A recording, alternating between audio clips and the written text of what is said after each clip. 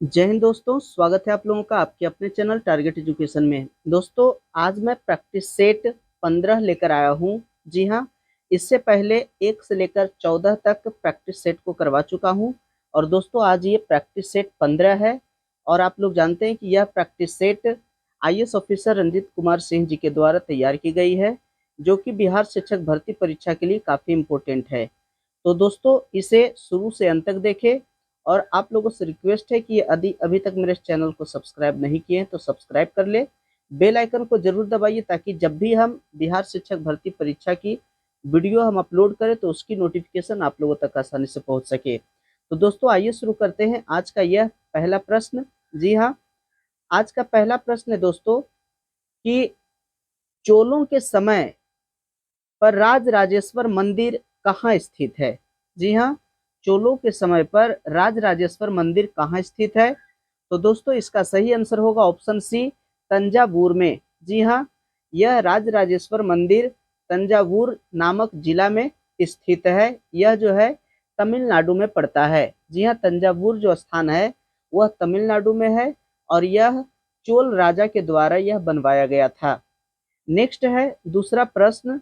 दोस्तों, अगर आप मेरे चैनल पर नए हैं तो चैनल को सब्सक्राइब जरूर कर ले। दूसरा प्रश्न है कि कौन से अनुच्छेद के अंतर्गत भारत का सर्वोच्च न्यायालय नागरिकों के मौलिक अधिकार की रक्षा करता है। तो दोस्तों, नागरिकों के मौलिक अधिकार का जो रक्षा करता है वह है अनुच्छेद 32। जी हाँ, ऑप्शन सी, अनुच्छेद 32। नेक्स्ट प्रश्न है दोस्तों तीसरा, सत्यमेव जयते किस उपनिषद से लिया गया है। दोस्तों, तो यह लिया गया है मुंडकोपनिषद से। जी हाँ, मुंडकोपनिषद से लिया गया है, इसलिए इसका सही आंसर होगा ऑप्शन बी। और दोस्तों, यह स्वतंत्र भारत में इसे राष्ट्रीय आदर्श वाक्य के रूप में भी अपनाया गया है। इसलिए सरकारी ऑफिस में आप लोग देखते होंगे कि लिखा हुआ रहता है सत्यमेव जयते। नेक्स्ट है 4 नंबर का कि निम्नलिखित में से कौन संस्कृत भाषा का पहला व्याकरणविद थे। तो दोस्तों, संस्कृत भाषा के पहला व्याकरणविद थे पाणिनि। जी हाँ, पाणिनि को ही संस्कृत भाषा का पहला व्याकरणविद कहा जाता है। नेक्स्ट है 5 नंबर का, निम्नलिखित में से कौन एक सिंधु घाटी सभ्यता के खोज करता थे। तो दोस्तों, सिंधु घाटी सभ्यता के खोज करता थे दयाराम साहनी। जी हाँ, इन्होंने 1921 ईस्वी में सिंधु घाटी सभ्यता की खोज किए थे, इसलिए इसका सही आंसर होगा दोस्तों ऑप्शन बी।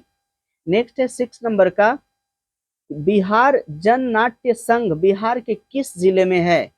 तो दोस्तों, इसका सही आंसर हो जाएगा ऑप्शन बी, पटना में। जी हाँ, पटना में बिहार जन नाट्य संघ स्थित है। नेक्स्ट है 7 नंबर का, 7 नंबर में है कि दादा साहब फाल्के ने किस वर्ष अपनी पहली फीचर फिल्म तैयार की थी। तो दोस्तों, दादा साहब जो पहली फीचर फिल्म तैयार की थी वह तैयार किए थे 1913 ईस्वी में। और पहला फीचर फिल्म जो था वह था राजा हरिश्चंद्र। जी हाँ, और यह मूक फिल्म था। नेक्स्ट है 8 नंबर का कि निम्नलिखित में से कौन सा नृत्य शास्त्रीय रूप का है। जी हाँ, निम्नलिखित में से नृत्य का शास्त्रीय रूप कौन सा है। जी हाँ, शास्त्रीय नृत्य कौन सा है। तो इसका सही आंसर हो जाएगा मणिपुरी। जी हाँ, मणिपुरी जो है यह एक शास्त्रीय नृत्य है। और दोस्तों, यहाँ पे मयूरभंज का जो छऊ नृत्य है, यह मयूरभंज का छऊ नृत्य पुरुषों का नृत्य है, जो ओडिशा, पश्चिम बंगाल तथा झारखंड में प्रचलित है। और भांगड़ा, जी हाँ, आप लोग जानते होंगे कि भांगड़ा जो नृत्य है वह पंजाब का है। जी हाँ, भांगड़ा पंजाब का नृत्य है। और यह चांग जो है यह नागालैंड का लोक नृत्य है। तो दोस्तों, यहाँ पे ऑप्शन बी, सी और डी ये सभी लोक नृत्य है, जबकि मणिपुरी जो है यह शास्त्रीय नृत्य है। नेक्स्ट है 9 नंबर का, 1984 पुस्तक का लेखक कौन है। जी हाँ, 1984 पुस्तक के लेखक कौन है। तो दोस्तों, इसके लेखक है जॉर्ज ऑरवेल। जी हाँ, जॉर्ज ऑरवेल। नेक्स्ट है 10 नंबर का प्रश्न। जी हाँ, 10 नंबर का प्रश्न देखिए। 10 कहता है कि भारत के किस राज्य में सबसे पहले जमींदारी उन्मूलन कानून बना था। तो दोस्तों यह जमींदारी उन्मूलन कानून सबसे पहले बिहार में बना था। नेक्स्ट है 11 नंबर का। दोस्तों ये सभी प्रश्न काफी इंपॉर्टेंट है, इसे शुरू से अंत तक देखें। यह आप लोगों का बिहार शिक्षक भर्ती परीक्षा में काफी सहायक सिद्ध होगा। नेक्स्ट है 11 नंबर का। बिहार में पहली बार राष्ट्रपति शासन कब लगाया गया था? तो दोस्तों यहाँ जो पहली बार लगाया था वह 29 जून 1968 को। जी हाँ, ऑप्शन बी सही होगा। 29 जून 1968 को यहाँ बिहार में पहली बार राष्ट्रपति शासन लागू हुआ था। नेक्स्ट है 12 नंबर का। ब्लैक होल एपिसोड किस युद्ध के पहले की घटना है? जी हाँ, ब्लैक होल एपिसोड किस युद्ध के पहले की घटना है? तो दोस्तों यह घटना है प्लासी युद्ध के पहले की घटना। दोस्तों आप लोग जानते होंगे 1757 ईस्वी में प्लासी का युद्ध हुआ था, और यह जो ब्लैक होल एपिसोड का जो घटना घटा था दोस्तों, यह 1756 ईस्वी में घटना घटा था।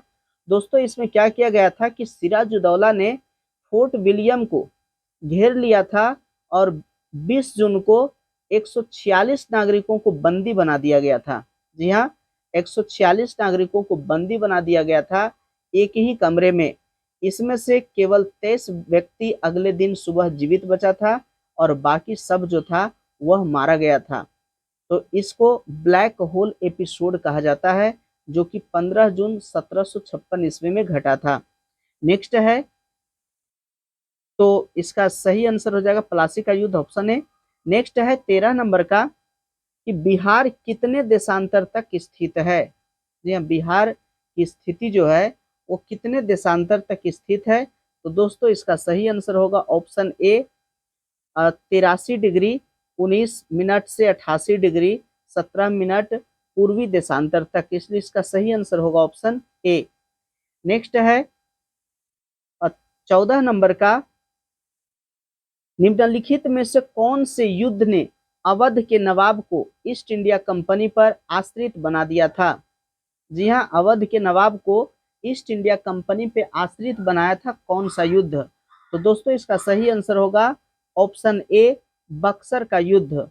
जी हाँ, बक्सर का युद्ध 1764 ईस्वी में लड़ा गया था, बक्सर का युद्ध। नेक्स्ट है 15 नंबर का। निम्नलिखित में से कौन आईएनए से संबंधित नहीं थे? जी हाँ, आईएनए से संबंधित कौन नहीं थे? इसका सही आंसर हो जाएगा आर.सी. दत्त। जी हाँ, आर.सी. दत्त आईएनए से संबंधित नहीं थे।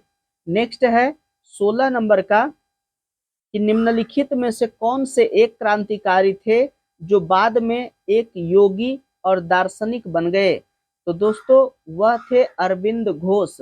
जी हाँ, अरविंद घोष एक ऐसे क्रांतिकारी थे जो बाद में योगी और दार्शनिक बन गए थे। नेक्स्ट है 17 नंबर का कि क्रिप्स मिशन, जिसे ब्रिटिश सरकार द्वारा कांग्रेस के नेताओं से बात करने और भारतीय समस्याओं के अंतिम समाधान, जी हाँ, भारतीय समस्याओं के अंतिम समाधान हेतु प्रस्ताव प्रस्तुत करने हेतु भेजा गया था, भारत में कब आया था? यानी क्रिप्स मिशन भारत में कब आया था? जी हाँ, तो इसका सही आंसर हो जाएगा मार्च 1942 में। जी हाँ, मार्च 1942 में क्रिप्स मिशन आया था। नेक्स्ट है 18 नंबर का कि टीपू सुल्तान की मृत्यु 1799 ईस्वी में कौन से युद्ध में हुई थी? ये टीपू सुल्तान, जिसे मैसूर का शेर कहा जाता है, उसकी मृत्यु 1799 ईस्वी में हुई थी, किस युद्ध में हुई थी? तो दोस्तों इसका सही आंसर होगा श्रीरंगपट्टनम के युद्ध में। जी हाँ, श्रीरंगपट्टनम के युद्ध में टीपू सुल्तान की मृत्यु हुई थी। नेक्स्ट है 19 नंबर का कि बिहार में जनसंख्या की दृष्टि से निम्न जिला में से सबसे बड़ा जिला कौन सा है? तो दोस्तों सबसे बड़ा जिला है जनसंख्या की दृष्टि से ऑप्शन सी, यानी कि पटना। जी हाँ, पटना बिहार की राजधानी है और बिहार में सबसे ज्यादा जनसंख्या पटना जिला में है। नेक्स्ट है 20 नंबर का। द्वितीय आंग्ल मैसूर युद्ध किस संधि के तहत समाप्त हुआ था? तो दोस्तों यह समाप्त हुआ था मंगलौर के संधि के तहत। यह मंगलौर की संधि, यह संधि अंग्रेज सेनापति आयरकुट और टीपू सुल्तान के बीच हुआ था, मंगलौर की संधि, और इसी संधि के तहत द्वितीय आंग्ल मैसूर युद्ध समाप्त हुआ था। नेक्स्ट है 21 नंबर का कि निम्नलिखित में से कौन हिंद महासागर तटीय क्षेत्र सहयोग संघ का सदस्य नहीं है। तो दोस्तों इसका सही आंसर हो जाएगा अफगानिस्तान। जी हाँ, अफगानिस्तान हिंद महासागर तटीय क्षेत्र सहयोग संघ का सदस्य नहीं है। नेक्स्ट है 22 नंबर का कि डेथ वैली किस देश में स्थित है। जी हाँ, डेथ वैली किस देश में स्थित है। तो दोस्तों यह है संयुक्त राज्य अमेरिका में, इसलिए इसका सही आंसर होगा ऑप्शन डी। डेथ वैली जो है वहां का सबसे गर्म और सबसे नीचा स्थान है। जी हाँ, संयुक्त राज्य अमेरिका का। नेक्स्ट है 23 नंबर का, निम्नलिखित में से कौन ब्रिक्स से जुड़ने वाला पांचवा देश था। जी हाँ, ब्रिक्स से जुड़ने वाला पांचवा देश कौन सा था। तो दोस्तों यह था दक्षिण अफ्रीका, इसलिए इसका सही आंसर होगा ऑप्शन बी, दक्षिण अफ्रीका। दोस्तों ब्रिक्स का जो ब्रिक्स में है इसमें 5 देश है। बी से ब्राजील, आर से रूस, आई से इंडिया और सी से चीन, एस से साउथ अफ्रीका। इस प्रकार से ब्राजील, रूस, इंडिया, चीन और साउथ अफ्रीका, यह 5 देश मिलकर के ब्रिक्स संगठन का निर्माण किया और इसकी स्थापना 2006 ईस्वी में हुई थी। नेक्स्ट है 24 नंबर का कि आल्प्स पर्वत श्रृंखला किस महाद्वीप में स्थित है। तो दोस्तों यह जो है यूरोप महाद्वीप में स्थित है। जी हाँ, आल्प्स पर्वत यूरोप महाद्वीप में स्थित है और इसकी ऊंचाई 1100 मीटर लंबी है। नेक्स्ट है 25 नंबर का कि ग्रीन हाउस प्रभाव में कौन सी गैस का सर्वाधिक भाग होता है। जी हाँ, ग्रीन हाउस गैस में सबसे अधिक भाग किस गैस का होता है। तो इसका ऑप्शन देखिए, दे रहा है जलवाष्प, ओजोन, ऑक्सीजन और नाइट्रोजन। तो दोस्तों ग्रीन हाउस गैस जो होता है उसमें सबसे ज्यादा होता है कार्बन डाइऑक्साइड, लेकिन इसकी मात्रा कार्बन डाइऑक्साइड की मात्रा सर्वाधिक होती है, किंतु जलवाष्प जो होता है ग्रीन हाउस गैस में सबसे ज्यादा होता है, प्रभावकारी होता है, इसलिए इसका सही आंसर हो जाएगा जलवाष्प। नेक्स्ट है 26 नंबर का कि भारत के किस भाग में नहर सिंचाई पद्धति सबसे अधिक प्रचलित है। तो दोस्तों नहर से सिंचाई करने में सबसे प्रचलित है उत्तर प्रदेश। जी हाँ, उत्तर प्रदेश जैसे यूपी कहते हैं और इसकी राजधानी लखनऊ है, और यह जो है भारत का सबसे अधिक जनसंख्या वाला राज्य है। नेक्स्ट है 27 नंबर का कि निम्नलिखित में से कौन सा जोड़ा गलत बनाया गया है। जी हाँ, यहाँ जो जोड़ा दिया गया है इसमें से कौन सा गलत है। तो दोस्तों यह गलत जो है सबरीगिरी परियोजना, यह गुजरात में नहीं है, यह केरल राज्य में है। जी हाँ, सबरीगिरी परियोजना यह केरल राज्य में है, इसलिए इसका जोड़ा गलत है, इसलिए इसका आंसर होगा डी। और देखिए कोयना परियोजना महाराष्ट्र में है, शरावती परियोजना कर्नाटक में है, बाली मेला परियोजना उड़ीसा में है, लेकिन साबरीगिरी जो परियोजना है दोस्तों यह केरल में है, इसलिए यह गलत है। नेक्स्ट है 28 नंबर का कि भारत में सिंचित क्षेत्र के सबसे अधिक भाग पर खेती होती है। जी हाँ, जो भी सिंचित भाग है तो सबसे अधिक कौन सी खेती होती है। तो दोस्तों इसका सही आंसर हो जाएगा ऑप्शन बी, धान की खेती सबसे ज्यादा होती है। और दोस्तों धान की खेती अगर भारत की बात की जाए तो सबसे ज्यादा पश्चिम बंगाल में होती है। जी हाँ, भारत में सबसे ज्यादा पश्चिम बंगाल में होती है, उसके बाद उत्तर प्रदेश और तीसरे नंबर पर पंजाब में होती है। नेक्स्ट है 29 नंबर का कि भारत में पीत क्रांति का संबंध किससे है। जी हाँ, पीत क्रांति यानी पीली क्रांति। तो दोस्तों पीली क्रांति तिलहन के उत्पादन के साथ संबंधित है, इसलिए इसका सही आंसर होगा ऑप्शन बी। नेक्स्ट है 30 नंबर का कि निम्नलिखित में से कौन सी खरीफ की प्रमुख फसल नहीं है। जी हाँ, खरीफ फसल कौन सा नहीं है। तो दोस्तों यहाँ देखिए चावल ये रबी है, सॉरी चावल खरीफ है, गेहूं रबी है, गन्ना जो है यह रबी है, और कपास, जी हाँ कपास जो है यह कपास खरीफ फसल है और गन्ना खरीफ है, चावल जो है ये भी खरीफ है और गेहूं जो है रबी फसल है। और गेहूं के साथ जो चना लगता है वो भी चना जो है रबी फसल होता है। तो यहाँ जो प्रश्न कहता है कि खरीफ फसल नहीं है, तो गेहूं जो है खरीफ फसल नहीं है, क्योंकि गेहूं जो है रबी फसल है, इसलिए इसका सही आंसर होगा ऑप्शन बी। नेक्स्ट है 31 नंबर का कि निम्न राज्यों में से किस राज्य में सबसे ज्यादा चाय के बागान है। जी हाँ, सबसे ज्यादा चाय के बागान कहाँ है? तो सबसे ज्यादा चाय के बागान दोस्तों असम राज्य में है। जी हाँ, असम की राजधानी दिसपुर है। तो असम में देश का 50% चाय उत्पादित किया जाता है। जी हाँ, 50%। नेक्स्ट है 32 नंबर का कि निम्नलिखित में से कौन सा ऊर्जा का गैर परंपरागत स्रोत नहीं है। तो इसका सही आंसर हो जाएगा प्राकृतिक ऊर्जा। यह गैर परंपरागत स्रोत नहीं है। बाकी सौर ऊर्जा, वायु ऊर्जा, ज्वार शक्ति ये सभी गैर परंपरागत स्रोत है। नेक्स्ट है 33 नंबर का, ऊर्जा का वह कौन सा स्रोत है जो सबसे कम भूमंडलीय तापमान बढ़ाता है। जी हाँ, ऊर्जा का वह कौन सा स्रोत है जो सबसे कम भूमंडलीय तापमान को बढ़ाता है। तो दोस्तों इसका सही आंसर हो जाएगा भूतापीय ऊर्जा। नेक्स्ट है 34 नंबर का कि नीलगिरी पहाड़ियों में पेड़ की सामान्य जाति कौन सी है। तो दोस्तों इसका सही आंसर होगा यूकेलिप्टस, इसलिए इसका सही आंसर ऑप्शन सी होगा। नेक्स्ट है 35 नंबर का कि भारत के निम्नांकित क्षेत्रों में से कौन सा चीड़ के वनों से संबंधित है। जी हाँ, चीड़ के वन से कौन संबंधित है। तो इसका सही आंसर हो जाएगा उत्तराखंड। जी हाँ, यह जो है चीड़ के वन से संबंधित है, इसलिए सही आंसर होगा ऑप्शन डी।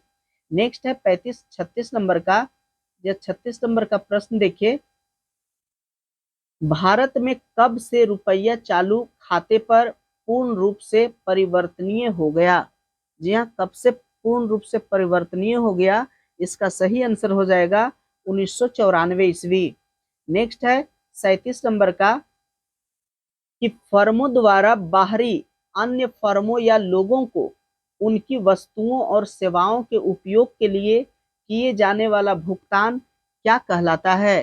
तो दोस्तों यह कहलाता है बहिर्निहित लागत। जी हाँ, बहिर्निहित लागत कहलाता है। नेक्स्ट है 38 नंबर का कि किस कर को संघ द्वारा लगाया जाता है लेकिन उसका उगाहन राज्य सरकार द्वारा किया जाता है। जी हाँ, वह कर लगाया जाता है संघ द्वारा, लेकिन उसका उगाहन जो उससे तसीला जाता है, वसूला जाता है, वह राज्य सरकार के द्वारा वसूला जाता है। वह कौन सा कर है? तो वह है स्टाम्प शुल्क। जी हाँ, स्टाम्प शुल्क दोस्तों ये संघ द्वारा लगा जाता है और राज्य सरकार द्वारा वसूला जाता है, इसलिए सही आंसर होगा ऑप्शन बी। नेक्स्ट है 39 नंबर का, मुद्रास्फीति आती है जब समग्र आपूर्ति, जी हाँ, जब समग्र आपूर्ति समग्र मांग से कम हो जाती है, तभी जो है मुद्रास्फीति आती है। नेक्स्ट है 40 नंबर का, यह 40 नंबर में दोस्तों कि बैंक में लोकपाल की क्या भूमिका होती है। यह बैंक में लोकपाल की क्या भूमिका होती है। तो दोस्तों इसका सही आंसर ऑप्शन ए होगा, ग्राहकों की शिकायतों का तेजी से निवारण एवं गुणवत्ता उपलब्ध कराना। जी हाँ, लोकपाल की भूमिका होती है कि ग्राहकों की शिकायत को तेजी से निवारण कर दे और गुणवत्ता पूर्वक वहाँ जो है हम सभी ग्राहकों के लिए कार्य को उपलब्ध करावें। नेक्स्ट है 41 नंबर का, 41 में दिया गया दोस्तों कि गठबंधन सरकार के बारे में निम्न में से कौन सही है। तो दोस्तों गठबंधन सरकार के बारे में जो सही ऑप्शन है वह है ऑप्शन सी, क्योंकि शक्तियों के दो या अधिक राजनीतिक दलों के बीच साझा करना होता है। जी हाँ, आप जिसके साथ गठबंधन किए हैं उन्हें आपको अपनी राजनीतिक शक्तियों में आपको शेयर करना पड़ेगा, बंटवारा करना पड़ेगा। तो ऑप्शन सी सही होगा। नेक्स्ट है 42 नंबर का कि किस प्रकार की सरकार निःशुल्क एवं निष्पक्ष चुनाव द्वारा चुनी जाती है तथा जहां वर्तमान सरकार को अपना शासन खोने की प्रबल संभावना रहती है। तो दोस्तों वह सरकार होती है लोकतांत्रिक सरकार। जी हाँ, लोकतांत्रिक सरकार में लोग ही यानी कि जनता ही सर्वोपरि होता है। जी हाँ, जनता ही सर्वोपरि है। वह जिसे चाहती है सरकार बनाती है और जिसे चाहती है उसे हटा देती है। इसलिए इसका सही आंसर होगा ऑप्शन ए, लोकतांत्रिक। नेक्स्ट है 43 नंबर का। 43 में कहता है कि भारत में प्रत्यक्ष लोकतंत्र का क्या उदाहरण है। जी हाँ, प्रत्यक्ष लोकतंत्र का क्या उदाहरण है, तो ऑप्शन देखिए। प्रत्यक्ष लोकतंत्र का उदाहरण है दोस्तों, ऑप्शन है जिला पंचायत, नगर पंचायत, ग्राम सभा और क्षेत्र पंचायत। तो इसका सही आंसर होगा ऑप्शन सी, ग्राम सभा।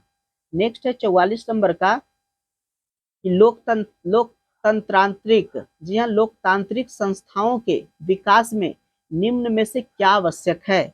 जी हाँ, लोकतांत्रिक संस्थाओं के विकास में निम्न में से क्या आवश्यक है, तो दोस्तों व्यक्तिगत अधिकारों का सम्मान यह आवश्यक है।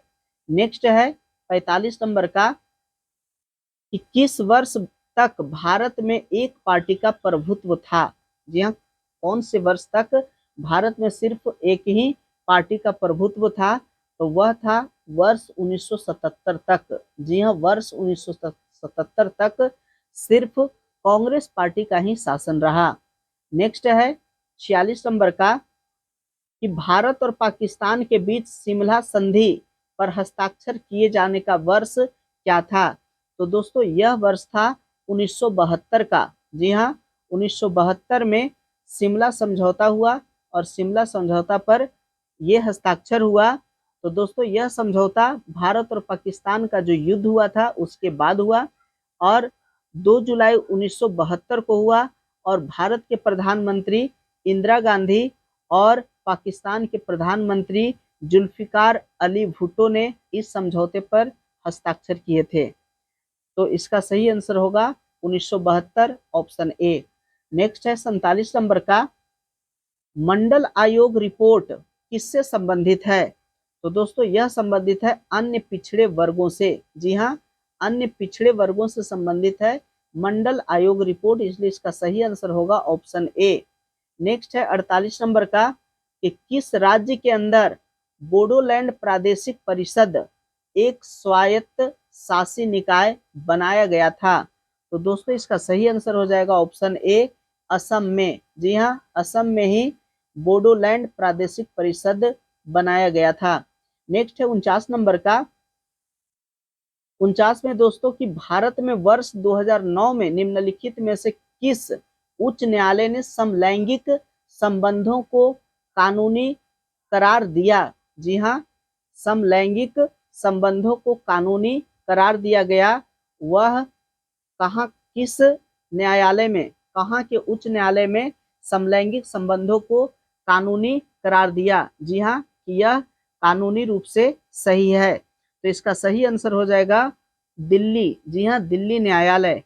नेक्स्ट है 50 नंबर का, भारत में सांप्रदायिकता के विकास का मुख्य कारण क्या है, तो दोस्तों सांप्रदायिकता का विकास का मुख्य कारण है अल्पसंख्यक समूहों का शैक्षणिक और आर्थिक पिछड़ापन। जी हाँ, सांप्रदायिकता का यही मुख्य कारण है। नेक्स्ट है 51 नंबर का, क्रायोजेनिक विज्ञान किससे संबंधित है, तो दोस्तों इसका सही आंसर होगा निम्न ताप से। नेक्स्ट है 52 नंबर का कि क्या कारण है कि व्यक्ति चट्टान पर प्रहार करते हुए चोटिल हो जाता है। जी हाँ, जब चट्टान पे प्रहार करता है तो वह चोटिल होता है, किस कारण से, तो इसका सही आंसर हो जाएगा प्रतिक्रिया के कारण। जी हाँ, न्यूटन के तीसरा नियम कहता है कि प्रत्येक क्रिया के बराबर और विपरीत प्रतिक्रिया होती है, इसलिए जितने जोर से वार करेंगे पत्थर पे तो पत्थर, चट्टान जो है वह भी उतना ही जोर से प्रहार करेगा, इसलिए हमें चोट लगता है और यह प्रतिक्रिया के कारण होता है न्यूटन के तीसरे नियम के तहत। नेक्स्ट है 53 नंबर का, यह 53 नंबर में कहता है कि निम्नलिखित में से सूर्य के प्रकाश का कौन सा भाग सौर कुकर को गर्म करता है, तो वह होता है अवरक्त प्रकाश। देखिए ऑप्शन 53 का, यह 53 का ऑप्शन ए कहता है पराबैंगनी, बी लाल प्रकाश, सी अवरक्त प्रकाश और डी कॉस्मिक किरणें। तो इसका सही आंसर हो जाएगा अवरक्त किरणें, इसलिए सही आंसर ऑप्शन सी होगा। नेक्स्ट है 54 नंबर का, कि नाभिकीय रिएक्टर में शीतलक के रूप में निम्न में से किसका प्रयोग किया जाता है। जी हाँ, शीतलक के रूप में किसका प्रयोग किया जाता है दोस्तों, इसका सही आंसर होगा जल का। जी हाँ। नेक्स्ट है 55 नंबर का, लोहे पर जंग लगने के लिए निम्न में से कौन से कारक उत्तरदायी है। जी हाँ, क्यों लोहे पे जंग लगता है, तो इसका सही आंसर हो जाएगा ऑक्सीजन तथा जलवाष्प। जी हाँ, ऑक्सीजन तथा जलवाष्प के कारण ही लोहे पर जंग लगता है। नेक्स्ट है 56 नंबर का, कि निम्न में से कौन सी धातु को यसद लेपन की प्रक्रिया में प्रयोग करते हैं। तो दोस्तों इसका सही आंसर होगा ऑप्शन ए जिंक का। जी हाँ, जिंक का यसद लेपन प्रक्रिया में प्रयोग किया जाता है। 57 नंबर का प्रश्न है कि सामान्य वयस्क मनुष्य में लाल रक्त कोशिकाओं की गिनित संख्या कितनी है। जी हाँ, वयस्क मनुष्य में लाल रक्त कोशिका की संख्या कितनी होती है, इसका सही आंसर है ऑप्शन सी 4.5 मिलियन। जी हाँ, 4.5 मिलियन।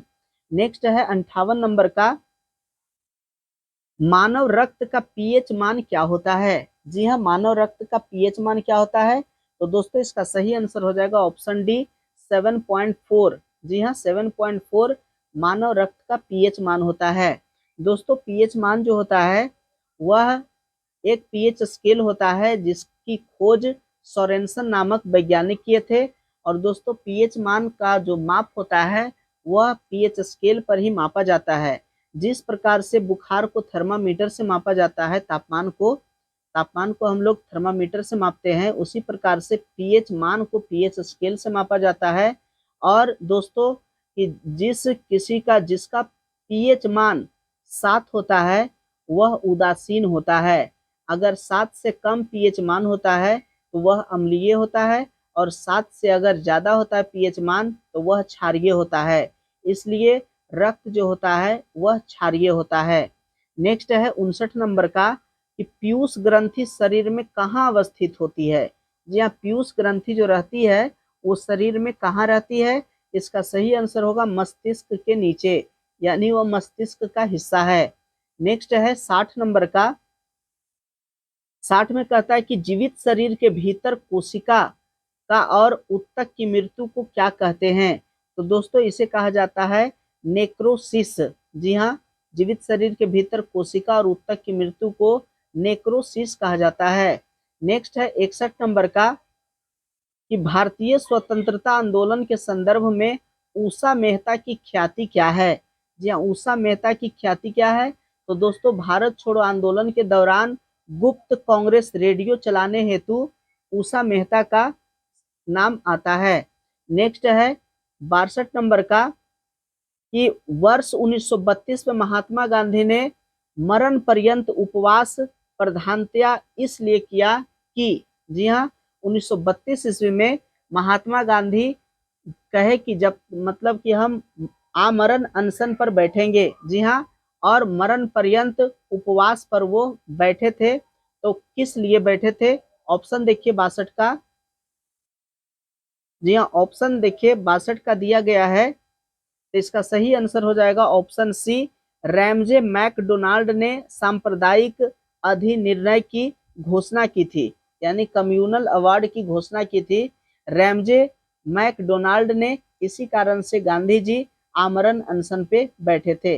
नेक्स्ट है 63 नंबर का, भारत छोड़ो आंदोलन किसकी प्रतिक्रिया में प्रारंभ किया गया। तो दोस्तों इसका सही आंसर हो जाएगा क्रिप्स प्रस्ताव के संदर्भ में। जी हाँ, क्रिप्स प्रस्ताव की प्रतिक्रिया में ही यह भारत छोड़ो आंदोलन प्रारंभ किया गया था 1942 ईस्वी में।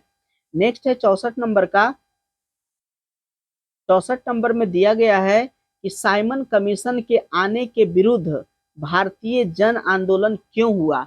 जी हाँ, साइमन कमीशन के आने पर भारतीयों ने जन आंदोलन क्यों किया, तो इसका सही आंसर होगा ऑप्शन सी साइमन कमीशन में कोई भी भारतीय सदस्य नहीं था। जी हाँ, साइमन कमीशन एक ऐसा कमीशन बनाया गया था अंग्रेजों के द्वारा कि उसमें एक भी भारतीयों को सदस्य नहीं बनाया गया था। इसलिए इस कमीशन के विरोध में भारतीय जनता जन आंदोलन कर दिए। नेक्स्ट है 65 नंबर का, कि इनमें से किसने अप्रैल 1930 में नमक कानून तोड़ने के लिए तंजौर तट पर एक अभियान संगठित किया था? तो दोस्तों इसका सही आंसर हो जाएगा ऑप्शन बी, सी राजगोपालाचारी। जी हाँ, सी राजगोपालाचारी तंजौर तट पर अभियान चलाए थे नमक तोड़ने के लिए। और दांडी में दांडी यात्रा शुरू किए थे गांधी जी 1930 में अपने साबरमती आश्रम से। तो साबरमती आश्रम से दांडी यात्रा के लिए निकले थे गांधी जी, जबकि तंजौर के तट पर अभियान चलाए थे सी राजगोपालाचारी यानी चक्रवर्ती राजगोपालाचारी ने। नेक्स्ट है 66 नंबर का। 66 में दिया गया दोस्तों कि सर स्टेफर्ड क्रिप्स की योजना में यह परिकल्पना की थी कि द्वितीय विश्व युद्ध के बाद, जी हाँ द्वितीय विश्व युद्ध के बाद, इसका ऑप्शन देखिए, द्वितीय विश्व युद्ध के बाद भारत को डोमिनियन स्टेट्स दे देनी चाहिए। जी हाँ, भारत को स्वराज की घोषणा कर देनी चाहिए। इसका सही आंसर होगा ऑप्शन डी। नेक्स्ट है 67 नंबर का कि वर्ष 1927 की बटलर कमेटी का उद्देश्य क्या था? जी हाँ, बटलर कमेटी का उद्देश्य क्या था? तो दोस्तों इसका सही आंसर ऑप्शन बी है कि भारत के सेक्रेटरी ऑफ स्टेट की शक्तियां निश्चित करना, यह बटलर कमेटी का उद्देश्य था। नेक्स्ट है 68 नंबर का। ये 68 नंबर का प्रश्न देखिए। 68 में कहता है कि वर्ष 1929 का व्यापार विवाद अधिनियम यानी ट्रेड डिस्प्यूट्स एक्ट निम्न में से किसका उपबंध करता है? जी हाँ, किसका उपबंध करता है? तो इसका सही आंसर देखिए ऑप्शन डी है अधिकरणों की प्रणाली तथा हड़तालों पर रोक का। नेक्स्ट है 69 नंबर का। पाकिस्तान का अलग राज्य आंदोलन का नेतृत्व किसने किया था? जी हाँ, पाकिस्तान का अलग राज्य आंदोलन का नेतृत्व किसने किया था? तो आप लोग जानते हैं कि इसके लिए नेतृत्व किया था मोहम्मद अली जिन्ना ने। जी हाँ, मोहम्मद अली जिन्ना ही पाकिस्तान को अलग राज्य बनाने की, अलग देश बनाने का नेतृत्व किया था। और यहाँ जो दिया आगा खां और लियाकत अली खां, ये सब सहयोगी थे। जी हाँ, नवाब सलीमुल्लाह ये सहयोगी थे। नेक्स्ट है 70 नंबर का कि कौन से प्रसिद्ध भारतीय नेता सीमांत गांधी के रूप में जाने गए? जी हाँ, सीमांत गांधी किसे कहा जाता है? सही आंसर होगा खान अब्दुल गफ्फार खान को। जी हाँ, खान अब्दुल गफ्फार खान को ही सीमांत गांधी कहा जाता है, इसलिए सही आंसर होगा ऑप्शन ए। नेक्स्ट है 71 नंबर का। जी हाँ, 71 में सुमेलित करना है। 71 में सुमेलित करना है कि इसका सही आंसर कौन सा है? कान्हा राष्ट्रीय उद्यान। कान्हा राष्ट्रीय उद्यान यह मंडला नामक जगह पे है। और बांधवगढ़ राष्ट्रीय उद्यान यह शहडोल में है। और माधव राष्ट्रीय उद्यान यह शिवपुरी में है। और इंद्रवती राष्ट्रीय उद्यान यह बस्तर में है। तो इसलिए इसका सही आंसर हो जाएगा ऑप्शन ए। जी हाँ, ऑप्शन ए। नेक्स्ट है 72 नंबर का कि एशियाई बब्बर शेर का निवास स्थान कहाँ है? या एशियाई बब्बर शेर का निवास स्थान कहाँ है? इसका सही आंसर हो जाएगा जी हाँ, गिर वन में। जी हाँ, गिर के वन में बब्बर शेर पाया जाता है, इसलिए सही आंसर होगा ऑप्शन ए। नेक्स्ट है 73 नंबर का। मगर तथा घड़ियालों का संरक्षण कहाँ किया जा रहा है? जी हाँ, मगरमच्छ एवं घड़ियालों का संरक्षण कहाँ किया जा रहा है? इसका सही आंसर हो जाएगा ऑप्शन डी, चंबल व सोन नदी में। नेक्स्ट है 74 नंबर का। आदिम जनजाति कोरकू मध्य प्रदेश के किन जिलों में मुख्यतः पाई जाती है? जी हाँ, कोरकू जनजाति मध्य प्रदेश के मुख्यतः किन जिलों में पाई जाती है? तो दोस्तों इसका सही आंसर हो जाएगा ऑप्शन ए, दक्षिण के जिले में। नेक्स्ट है 75 नंबर का। पराध्वनिक जेट की उड़ान के कारण क्या उत्पन्न होता है? तो दोस्तों इससे हवा में प्रदूषण उत्पन्न होता है। जी हाँ, पराध्वनिक जेट की उड़ान से हवा में प्रदूषण उत्पन्न होता है, इसलिए सही आंसर होगा ऑप्शन ए। नेक्स्ट है 76 नंबर का, सुमेलित करना है। जी हाँ, इसे 76 नंबर का सुमेलित करना है। तो दोस्तों गिर वन गिर वन आप लोग जानते होंगे कि गुजरात में है। जी हाँ, गिर वन गुजरात में है, यानी ए का 4। तो ए का 4 देखिए ऑप्शन में, किस ऑप्शन में ए का 4 है? तो देखिए यहाँ ऑप्शन ए का 4 यहाँ ऑप्शन सिर्फ बी में है, इसलिए इसका सही आंसर हो जाएगा ऑप्शन बी। जी हाँ, इसका सही आंसर होगा ऑप्शन बी। देखिए ऑप्शन बी क्यों होता है?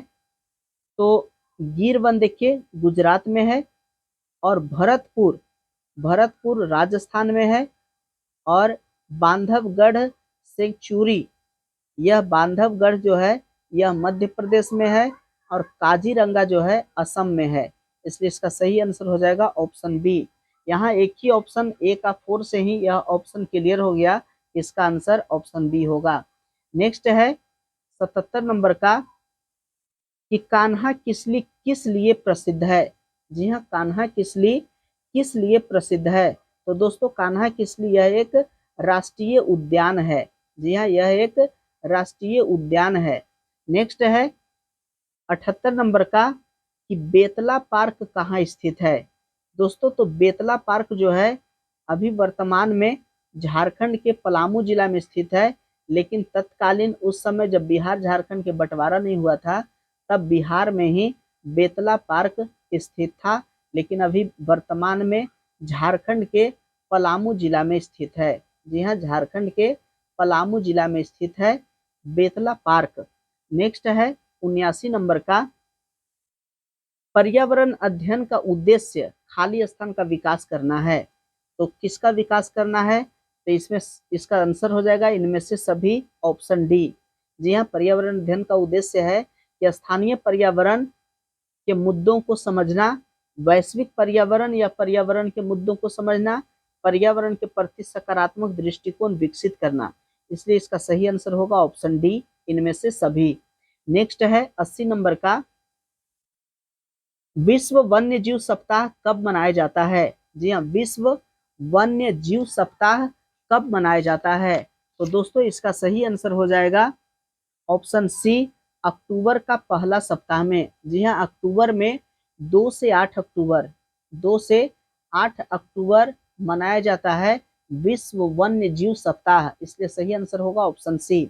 नेक्स्ट है 81 नंबर का, कि निम्नलिखित में से कौन सा अनुक्रम छोटे आकार से लेकर बड़े आकार के कणों के, जी हाँ, छोटे आकार से लेकर बड़े आकार के कणों के, आगे देखिए क्या कहता है, आगे कहता है छोटे आकार के कणों से बड़े आकार के कणों के मृदा कण के क्रम का सही प्रतिनिधित्व कौन करता है? जी हाँ, तो इसका सही आंसर हो जाएगा, इसका सही आंसर ऑप्शन ए, मिट्टी, गाद, बालू और बजरी। नेक्स्ट है 82 नंबर का, कि खाली स्थान प्रदूषण की डिग्री या तीव्रता को कम कर रहा है या समाप्त कर रहा है? जी हाँ, तो इसका सही आंसर हो जाएगा उपशमन। जी हाँ, उपशमन प्रदूषण की डिग्री या तीव्रता को कम कर रहा है या समाप्त कर रहा है। नेक्स्ट है 83 नंबर का, कि निम्नलिखित में से कौन सा विकल्प जड़ों का समूह है? जी हाँ, जड़, इसमें से कौन सा विकल्प जो है सिर्फ जड़ का समूह है? तो देखिए ऑप्शन ए कहता है चुकंदर, आलू और अदरक, इसमें अदरक और आलू जो है यह जड़ नहीं तना है, इसलिए यह गलत हो गया। बी में कहता है गाजर, हल्दी, अदरक, तो हल्दी और अदरक तना है, इसलिए यह भी गलत है। शकरकंद, मूली और हल्दी, हल्दी जो है तना है, इसलिए यह भी गलत है। गाजर, चुकंदर और मूली ये सभी जड़ है, इसलिए इसका सही आंसर होगा ऑप्शन डी।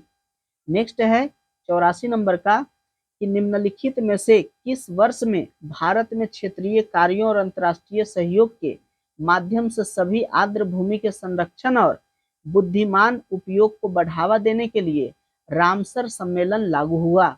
जी हाँ, रामसर सम्मेलन कब लागू हुआ? इसका सही आंसर हो जाएगा ऑप्शन ए, 1982 ईस्वी में। जी हाँ, रामसर जो आर्द्र भूमि के संरक्षण के लिए बढ़ावा देने के लिए रामसर सम्मेलन का लागू हुआ 1982 ईस्वी में। नेक्स्ट है 85 नंबर का, कि भारत में आवासीय क्षेत्र के लिए निर्धारित दिन का सौर मानक क्या है? जी हाँ, भारत में आवासीय क्षेत्रों के लिए निर्धारित दिन का सौर का मानक क्या है? तो इसका सही आंसर हो जाएगा, जी हाँ, दिन का सौर, इसका सही आंसर हो जाएगा ऑप्शन सी, 55 डेसिबल। जी हाँ, 55 डेसिबल, क्योंकि ध्वनि की तीव्रता को डेसिबल से मापा जाता है। नेक्स्ट है 86 नंबर का, निम्नलिखित में से कौन जल प्रदूषक नहीं है? जी हाँ, इसमें से कौन सा जो है वह जल को प्रदूषित नहीं करता है? तो इसका सही आंसर हो जाएगा ग्लेशियर। जी हाँ, ग्लेशियर जो होता है यह ताजा पानी का स्रोत होता है। जी हाँ, ग्लेशियर जो होता है ताजा पानी का स्रोत होता है। नेक्स्ट है 87 नंबर का, जैव रासायनिक ऑक्सीजन मांग से निम्नलिखित में से किसकी माप की जाती है? जी हाँ, जैव रासायनिक ऑक्सीजन मांग से किसकी माप की जाती है? तो इसका सही आंसर हो जाएगा जल प्रदूषण का। नेक्स्ट है 88 नंबर का, कि श्वसन तंत्र से संबंधित विभिन्न रोग किस प्रकार के प्रदूषण के कारण होते हैं? तो दोस्तों, जितने भी श्वसन संबंधी रोग होता है वह होता है वायु प्रदूषण से संबंधित, इसलिए इसका सही आंसर होगा ऑप्शन सी। नेक्स्ट है 89 नंबर का, कि जीवों के पर्यावास के संदर्भ में निम्नलिखित कथनों पर विचार कीजिए कि निम्नलिखित में से कौन सा कथन सही है। तो दोस्तों, कहता है कि पर्यावास वह भौतिक पर्यावरण है जिसमें कोई जीव रहता है। बी ऑप्शन कहता है कि विभिन्न प्रजातियों एक ही पर्यावास में रह सकती है। नेक्स्ट कहता है, सी कहता है कि संपूर्ण जैविक समुदाय द्वारा अध्यासित क्षेत्र पर्यावास को इंगित करता है। और डी कहता है कि उपरोक्त सभी। तो दोस्तों, इनमें से सभी ऑप्शन सही है। नेक्स्ट है 90 नंबर का, यह 90 नंबर का प्रश्न है और यह अंतिम प्रश्न है कि वायुमंडल की एक परत क्षोभ मंडल के संदर्भ में निम्नलिखित कथनों में कौन सा सही नहीं है? जी हाँ, क्षोभ मंडल के कथन में कौन सा कथन सही नहीं है? तो इसका आंसर होगा ऑप्शन डी। कहता है कि अधिकांश वायुयान इसी मंडल से होकर गुजरते हैं, यह कथन सही नहीं है। और कहता है इसका विस्तार 80 किलोमीटर की ऊंचाई तक है, यह सही है। इस मंडल में ऊंचाई के साथ तापमान में कमी आती है, सही है। इसकी ऊपरी सीमा को मध्य सीमा कहते हैं, यह भी सही है। तो दोस्तों, ये था आज का 90 प्रश्न सामान्य अध्ययन का। आशा करते हैं कि वीडियो आप लोगों को अच्छी लगी होगी। अगर अच्छा लगा है तो लाइक कीजिए, अपने दोस्तों के साथ शेयर कीजिए, प्यारा सा कमेंट भी करना नहीं भूलिए दोस्तों। और अगर अभी तक मेरे चैनल को सब्सक्राइब नहीं किए तो चैनल को सब्सक्राइब जरूर कर ले, ताकि जब भी इसी प्रकार की महत्वपूर्ण वीडियो अपलोड करें तो उसकी नोटिफिकेशन आप लोगों तक आसानी से पहुंच सके। वीडियो देखने के लिए बहुत बहुत धन्यवाद।